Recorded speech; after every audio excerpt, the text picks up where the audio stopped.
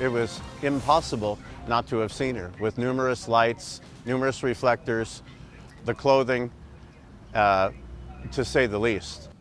A 53-year-old woman is on life support tonight after a driver hit her on her bike in Ramona and then just took off this week. Right now, that driver is still out there.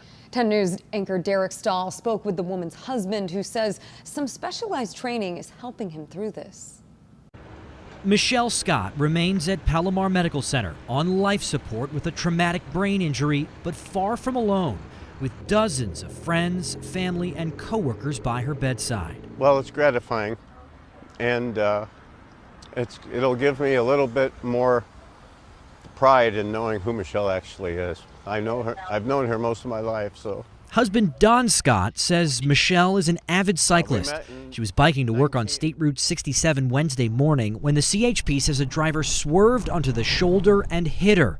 The driver didn't stop, but some bystanders did and rushed to Michelle's aid. And I just was today informed by the doctors that had it not been for these people stopping as good Samaritans, the outcome could have been even worse than it already is. The driver was in a black 2019 Ford Edge, similar to this. We've now learned the vehicle had stolen license plates. The CHP says the driver sped off with Michelle's bicycle still lodged in the front grille. But Don isn't letting anger seep in. I'm actually mostly focused on the recovery of my wife.